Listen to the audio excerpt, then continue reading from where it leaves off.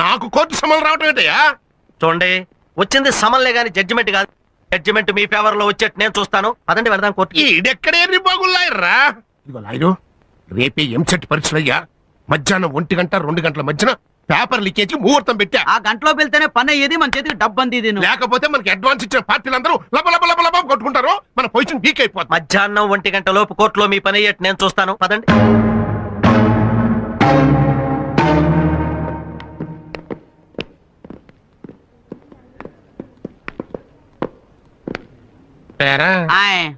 కుర్రలాయర్ కనపడలేదండి. మన దెబ్బకి భయపడి తోక ముడిచాడా? ఓ సార్ అటు చూడండి.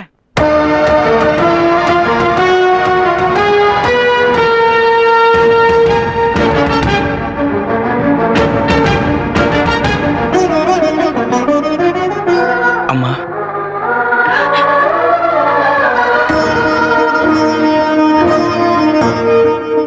నాన్న, నేను లాయర్ అవ్వాలన్న ఇన్నాళ్ళు మీ ఆశయాన్ని ఈరోజు నెరవేర్చాను.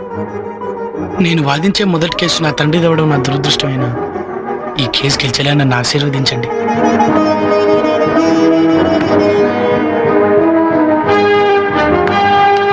సత్య, రేపు ఎంసెట్ ఎగ్జామ్స్. ఆ సాంబశివం గారు ఎట్టి పరిస్థితుల్లోనే ఎంసెట్ పేపర్స్ లీక్ చేయడానికి ప్రయత్నిస్తాడు. వాడు కోర్టులోనే ఉండాలి కాబట్టి వాడి పిఏ మీద ఒక నిశ్చించాడు. Okay, come on move.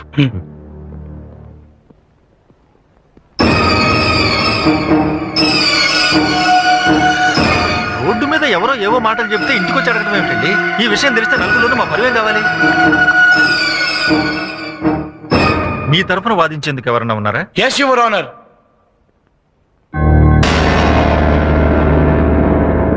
Proceed. Look mister Sambasivam, చూస్తూనే ఉన్నానండి. మీరు రాఘవ్ గారిని మీ ఇంటికి పిలిచి 10 లక్షల లంచం ఇస్తాన్నారా? లంచం? అయ్యా, గుళ్ళో 10 పైసలు దక్షిణ వేస్తేనే దేవుడికి లంచం ఇస్తున్నాడు అని జనం ఎక్కడనుకుంటారో అని భయపడే నేను 10 లక్షలు మరైతే ఆయన్ని ఇంటికి ఎందుకు పిలిపించారు? ఇంటికా? అయ్యా, నాకు ఆయనకి నయా పైస పరిచయం కూడా లేదండి. అలాగా? మరైతే కలవటానికి జైలుకి ఎందుకు వెళ్ళారు? నేను జైలుకి వెళ్తే రిజిస్టర్లో నా సంతకం ఉంటది కదండి. పెట్టు.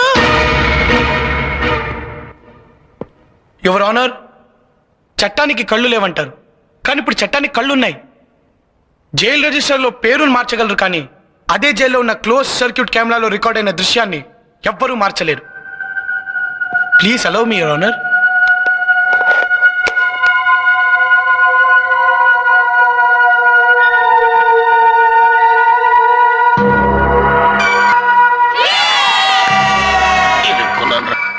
I object your honour.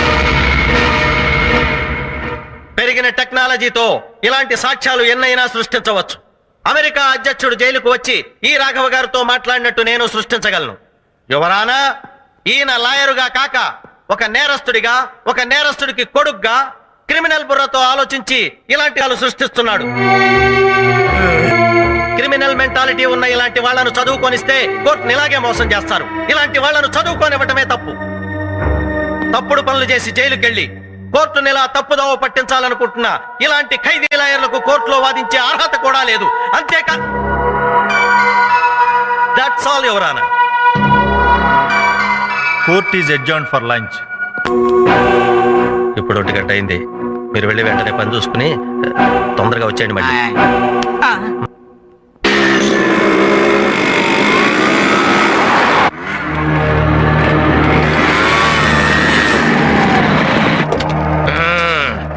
రెడీగా ఉన్నారు? ఏంటండి ఎంత లేటు? మనం చేసేది లీకేజ్ వ్యాపారం. లేట్ కాకుండా ఎట్టుంటదయ్యా? బ్రేక్ టైమ్ లో కానీ బోల్ నుంచి బయట పడలా. సర్లే, క్యాష్ తీసుకోండి సార్. అందరిది కలిపి 2 కోట్లు. ఇదిగోండి సార్ పేపర్లు. Okay okay. రై, ఈ మొత్తాన్ని 2 సూట్ కేసులు సర్దేసి. అలాగండి. ఇక ఒరిజినల్ పేపర్ జెరాక్స్ కాపీ.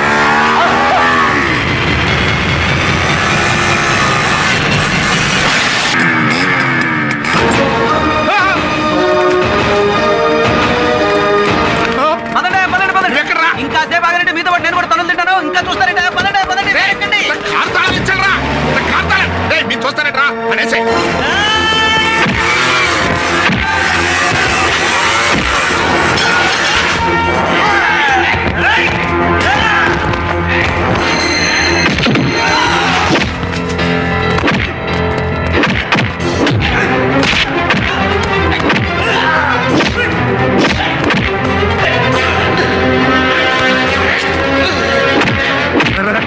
వదిలిరా.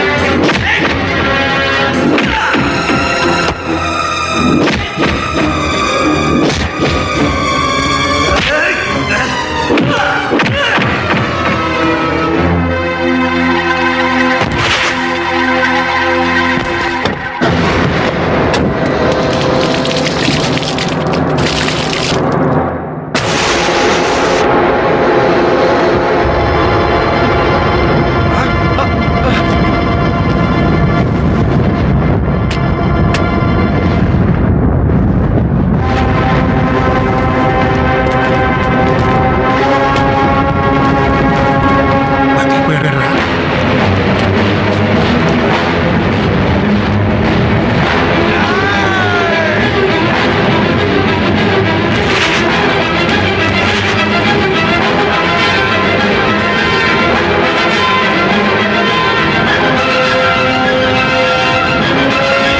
రేయ్, బతికున్న నీళ్ళరా.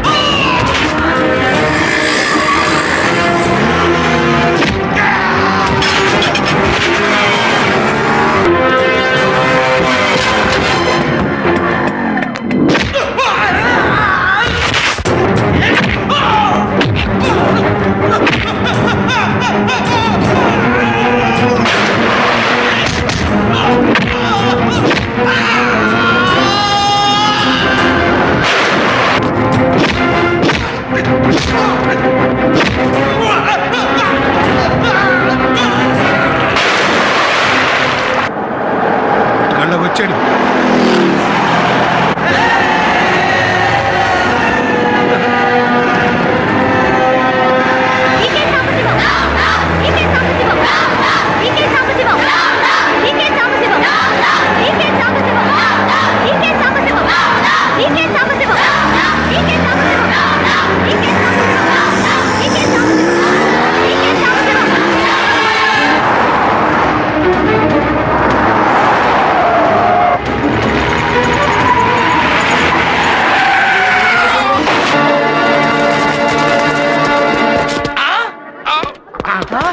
సార్ సంబయ్య గారు వాట్ హ్యాపెండ్ సార్?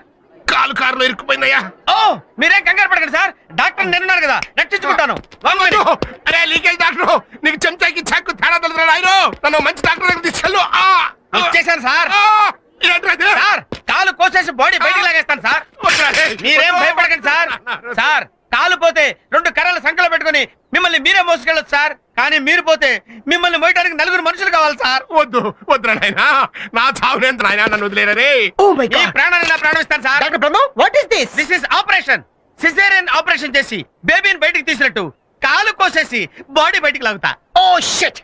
ఈ టైంలో ఉపయోగించాల్సింది డాక్టర్ తొక్కల బ్రెయిన్ కాదు, నాలాంటి great engineer brain. Call cut చేయకుండా కార్ కట్ చేసి బాడీ బయటికి తీద్దాం. నో రేయ్, మీ ఇద్దరేంట్రా నా పైలట్ యమభట్టుల్లో దొరికారు. నన్ను వదిలేంట్రా బాబు, మంచి ఏం పర్లేదు సార్. కాలు ఇదిగో, ఆ. కార్ కట్ చేయాలి. కాదు కాలే కట్ చేయాలి. కాదు కారే. కాలే కట్ చేయాలి. కారు. కాలే కట్ చేయాలి. కారు. కాలే కట్ చేయాలి. ఏ, కారు.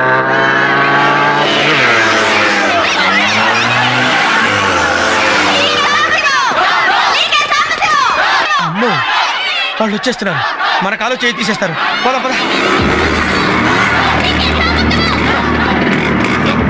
ఆదిత్య, నన్ను తొందరగా ఓ మంచి డాక్టర్ దగ్గర తీసుకెళ్ళవయ్యా. ఏ నీ వరకు వచ్చేసరికి మంచి డాక్టర్ కావాల్సి వచ్చాడా?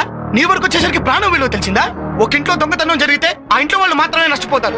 ఒక చోట కల్తీ జరిగితే కొందరు మాత్రమే నష్టపోతారు. ఒక బ్యాంక్ రాత్రి ఎత్తేస్తే ఆ ఖాతాదారులు మాత్రమే నష్టపోతారు. కానీ వీడు చేసే పేపర్ లీకేజ్ వల్ల అర్హత లేని వాళ్ళందరూ డాక్టర్లు, ఇంజనీర్లు అయితే మొత్తం సమాజం నష్టపోతుంది. ఈ పాపిస్టు డబ్బు కోసమేగా నువ్వు స్టూడెంట్స్ జీవితాలతో ఆడుకుంది. రేయ్, నీకు ఈ డబ్బు కంటే 10 డబ్బు ఇస్తాం. నీ వల్ల నాశనం అయిపోయిన స్టూడెంట్స్ జీవితాలకి న్యాయం చేయగలవా? చేయరా? న్యాయం పేపర్ లీకేజ్లతో స్టూడెంట్లకి మీరు చేస్తున్న ద్రోహం దేశం మొత్తం మొత్తం క్యాన్సర్ లా వ్యాపిస్తుందిరా. మీరు మీలాంటి విద్యా సంస్థలు తయారు చేసిన స్టూడెంట్లు డాక్టర్లు, ఇంజనీర్లు, టీచర్లు, లాయర్లుగా మారి అన్ని రంగాల్ని సర్వనాశనం చేస్తున్నారు. ప్రపంచ దేశాల్లో ఏ స్టూడెంట్ కి తీసుకుని స్టూడెంట్స్ ఇండియాలోనూ ఉన్నారు. కానీ వాళ్ళ తెలివితేటలు మీలాంటి స్వార్థపరుల వల్ల అన్యాయం అయిపోతున్నాయి. భారతదేశపు భవిష్యత్తు మా స్టూడెంట్స్ భవిష్యత్తు పైన ఆధారపడిందిరా. స్టూడెంట్స్ భవిష్యత్తు బాగుండాలంటే నీలాంటి వాళ్ళు బ్రతుకుండకూడదు. రే పెట్రోల్ అందుకుంటా. వద్దు.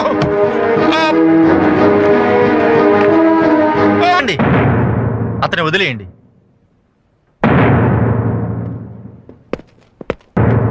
ఆదిత్య, నన్ను క్షమించవయ్యా. నేను చేసిన తప్పులన్నీ కోర్టులో ఒప్పుకుంటాను. ముందు నన్ను కాపాడు బాబు. వెళ్ళి హెల్ప్ చేయండి.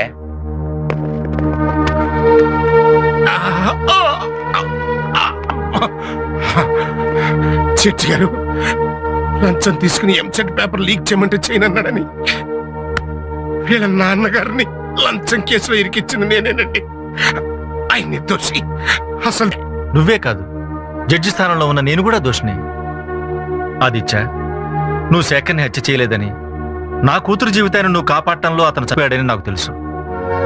కానీ నిజం చెబితే నా జీవితం నాశనం అవుతుందని భయపడ్డాను. నేను చేసిన తప్పుకి నా కూతుర్ని విధవం చేసి ఆ దేవుడు నన్ను శిక్షించాడు. ఆ రోజున 4 గోడల మధ్య అబద్ధం చెప్పిన నేను ఈ రోజున నలుగురిలోనూ నిజం చెప్తున్నాను. నువ్వు నిర్దోషివి. ఇన్నాళ్ళు నిన్ను నీ కుటుంబానికి దూరం చేసినందుకు, నీకు శిక్ష పడేలా చేసినందుకు నన్ను క్షమించు. కోర్టులో నువ్వు మీ నాన్నగారు నిర్దోషులని చెప్పి తీర్పు చెప్తాను. నేను చేసిన తప్పుకి నైతిక బాధ్యత వహిస్తూ రాజీనామా చేస్తాను.